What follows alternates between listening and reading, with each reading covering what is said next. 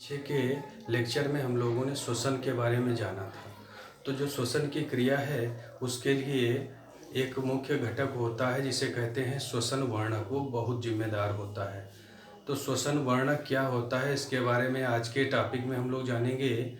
और जो श्वसन की क्रिया है उसमें ये विभिन्न प्रकार के धात्विक वर्णक की उपस्थिति के कारण ही, श्वसन वर्णक की उपस्थिति के कारण ही विभिन्न प्रकार के जंतुओं में भिन्न भिन्न प्रकार के रंग का ब्लड होता है। जो ब्लड का रंग होता है वो अलग अलग प्रकार का होता है।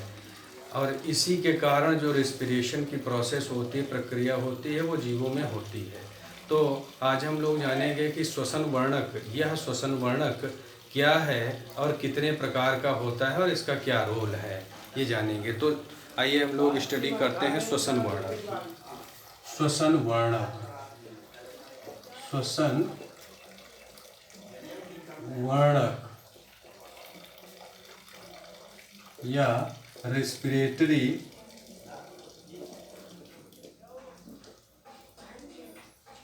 पिगमेंट क्या है और इसके बारे में हम लोग जानेंगे।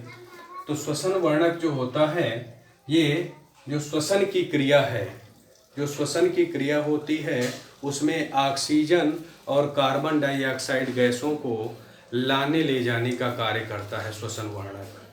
और जो श्वसन की सतह होती है, रेस्पिरेटरी सरफेस, और जो कोशिकाएं हैं शरीर में, जो कोशिकाएं उपस्थित हैं उनके मध्य ये ऑक्सीजन और कार्बन डाइऑक्साइड गैसों के आवागमन को नियंत्रित करता है।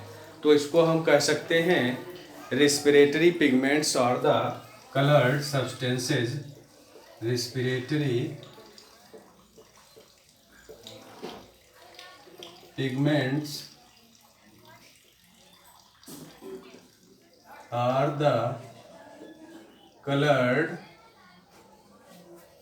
substances which carry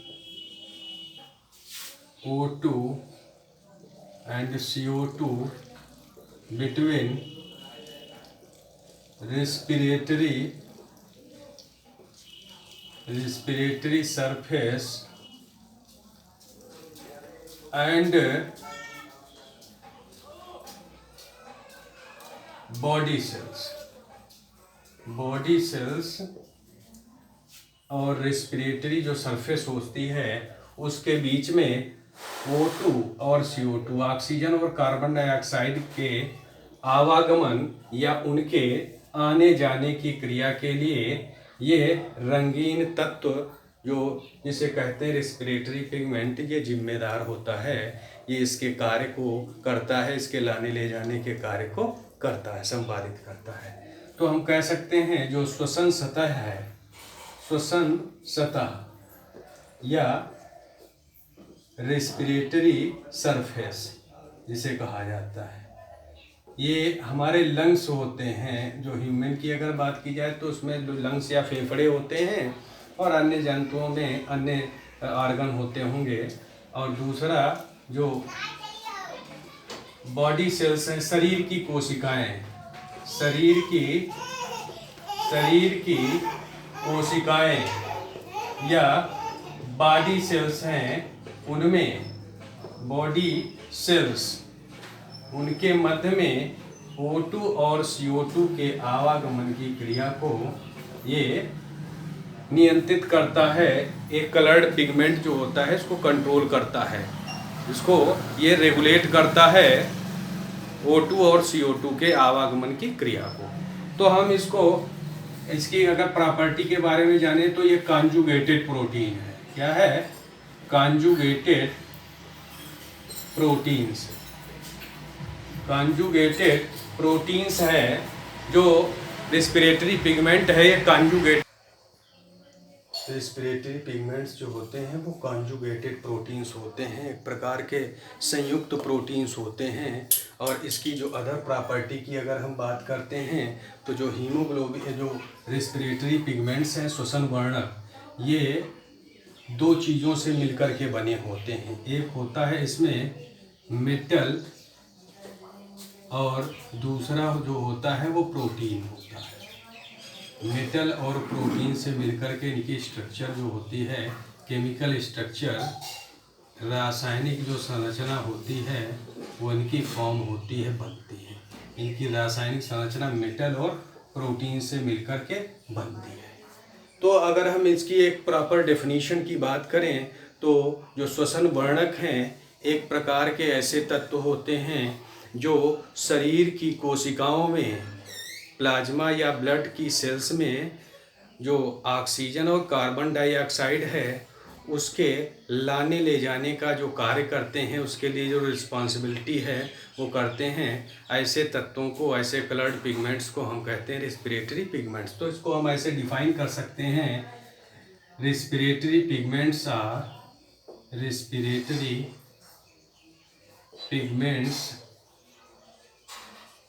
are those substances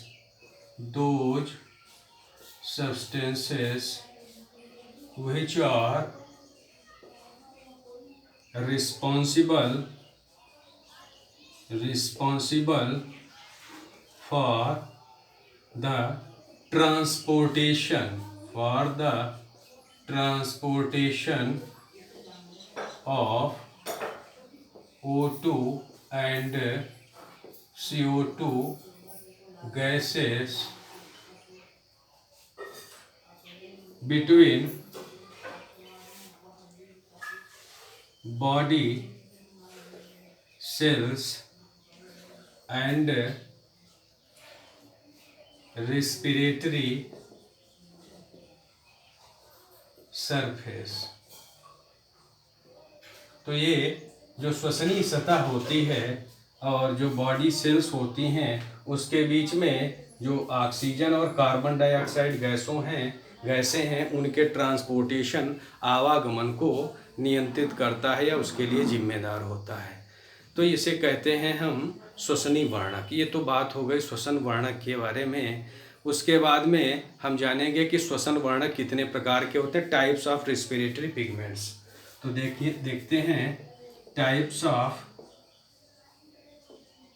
respiratory pigments. इसके कितने प्रकार हैं, जो श्वसन वर्णक है इसके प्रकार या कितने रूपों का ये होता है। तो सबसे पहला जो होता है वो हम पढ़ेंगे हीमोग्लोबिन। सबसे पहला जो पिगमेंट होता है श्वसन वर्णक उसे कहते हैं हीमोग्लोबिन। दूसरा हीमोसाइनिन और तीसरा हीमोइरिथ्रिन जो तीसरा वर्णक होता है। और उसके बाद चौथा जो वर्णक होता है उसके बारे में हम लोग आगे चल कर के स्टडी करेंगे। उसमें आता है पिन्नाग्लोबिन।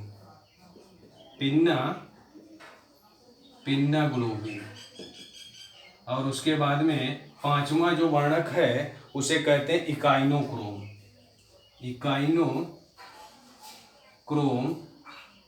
और जो छठा वर्णक है उसे कहते हैं वैनेडियम। इसके बारे में सीक्वेंस से हम लोग 1 by 1 स्टडी करेंगे और जानेंगे कि कौन सा वर्णक किस प्रकार से रोल प्ले करता है। तो पहले रेस्पिरेटरी पिगमेंट की बात करते हैं। आइए जाने सबसे पहले हीमोग्लोबिन। पहला रेस्पिरेटरी पिगमेंट हमने बताया था हीमोग्लोबिन। इसे हम Hb से डिनोट करते हैं, Hb संकेत से इसको दर्शाते हैं। तो सबसे पहले तो ये रेड कलर का होता है, रेड कलर पिगमेंट होता है। रेड कलर पिगमेंट, इसका जो कलर होता है वो रेड होता है, तो ये लाल रंग का वर्णक होता है। दूसरा, इसमें जो मेटल होता है, जो मेटल प्रेजेंट होता है, उपस्थित होता है, वो Fe आयरन मेटल इसमें पाया जाता है। और वो भी आयरन में Fe2+ या फेरस होता है। फेरस इसमें उपस्थित होता है आयरन मेटल के रूप में। तीसरा, ये जो ब्लड प्लाज्मा है, ब्लड प्लाज्मा में डिजॉल्व रहता है, ब्लड प्लाज्मा में डिजॉल्व रहता है, ब्लड प्लाज्मा में डिजॉल्व रहता है। तो ये तीन इसकी मुख्य चीज़ें हो गई। तीसरा, ये तीन इसकी प्रॉपर्टीज हो गई। और अगर हम इसके बारे में और डिटेल में बात करें तो जो हीमोग्लोबिन होता है ये ऑक्सीजन कैरियर का काम करता है, O2 CO2 कैरियर का काम करता है। और जो इसकी ये जो मुख्य रूप से पाया जाता है वर्टिब्रेट्स में पाया जाता है। वर्टिब्रेट्स जितने भी कशेरुकी जंतु हैं जैसे ह्यूमन है और मैमल्स जितने आते हैं उनमें सब में ये पाया जाता है। उसके साथ साथ कुछ मोलस्क्स में पाया जाता है। कुछ जो मोलस्क होते हैं उनमें हीमोग्लोबिन पाया जाता है और उसके साथ हीमोग्लोबिन नामक जो रेड पिगमेंट है ये पाया जाता है ब्लड में। और अगर तीसरे हम बात करते हैं तो इसके साथ साथ ये कुछ एनिलीड्स में भी पाया जाता है। जो एनिलीड्स होते हैं उनमें ये प्रेजेंट रहता है। और उसमें एग्जाम्पल देखते हैं अगर हम तो नेरीस जो होता है, नेरीस और अर्थवार्म जिसे केंचुआ कहते हैं, उसमें ये रेड कलर का पिगमेंट जो हीमोग्लोबिन है वो रहता है। और जितने भी कशेरुकी जंतु हैं वर्टिब्रेट्स उनमें सब में ये पाया जाता है। जो हीमोग्लोबिन है उसका निर्माण हीम और ग्लोबिन से मिलकर होता है, haem plus globin. Haem means होता है आयरन पार्टिकल और इसमें आयरन पार्टिकल के रूप में Fe2+ फेरस आयन पाया जाता है। और जो ग्लोबिन है ये एक प्रकार की प्रोटीन है।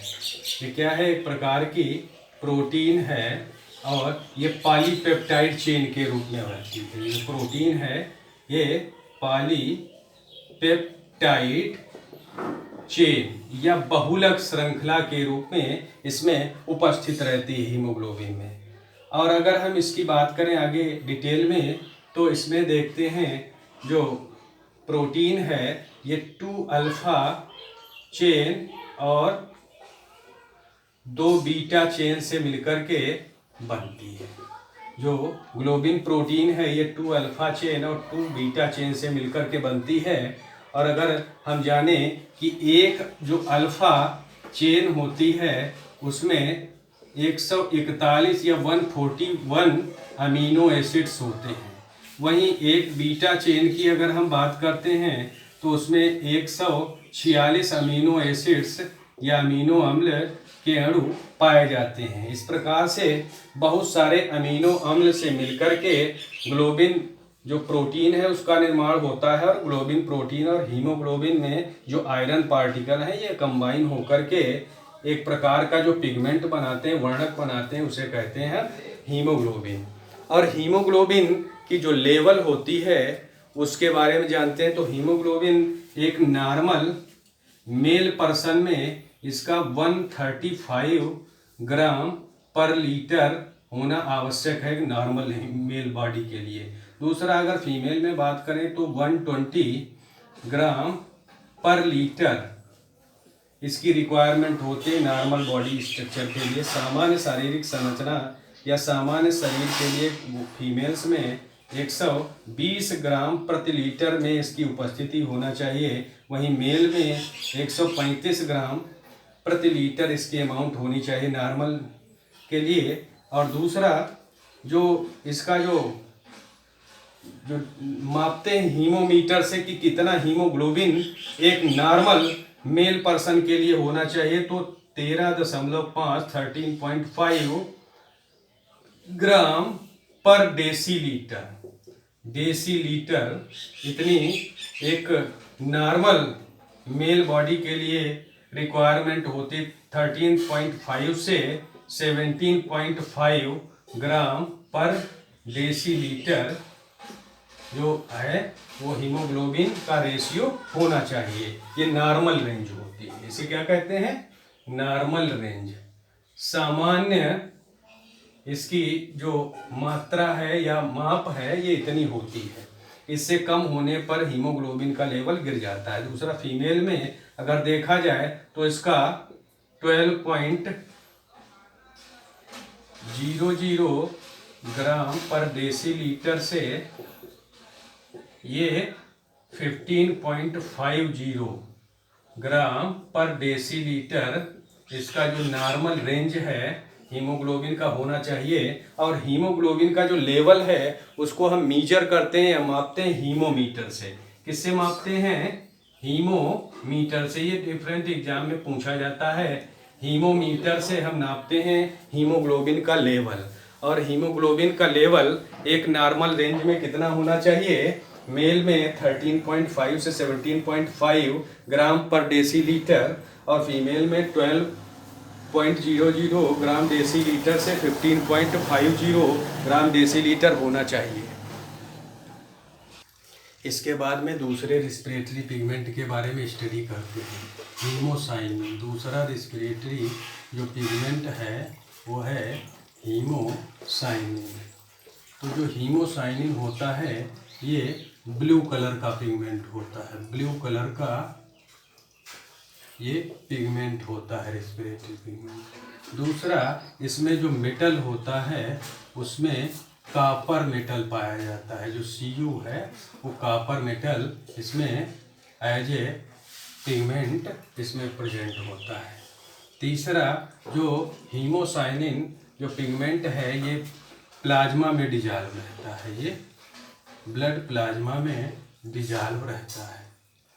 ब्लड प्लाज्मा में ये डिजॉल्व रहता है।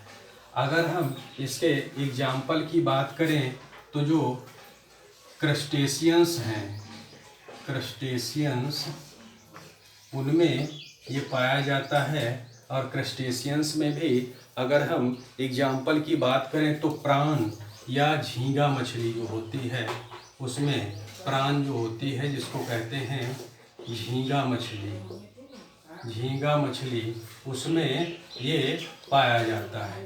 दूसरा, अगर हम आगे इसके बारे में बात करते हैं तो ये वाला मोलस्क्स में पाया जाता है। जो मोलस्क होते हैं मोलस्क्स में पाया जाता है, जैसे पाइला ग्लोबोसा जिसको हम लोग कहते हैं शंख या घोंघा के नाम से जानते हैं सामान्य तौर पर। उसमें ये हमारा रिस्पिरेटरी पिगमेंट हीमोसाइनिन होता है। और उसके अतिरिक्त और भी कुछ जंतु होते हैं जिनमें जो हमारा हीमोसाइनिन नामक पिगमेंट पाया जाता है। और हीमोसाइनिन जो होता है ये ब्लू कलर का कॉपर मेटल से बना हुआ पिगमेंट होता है। और अगर देखा जाए तो सिफेलोपोड्स जो सीपिया है उसमें भी ये होता है। सिफेलोपोड्स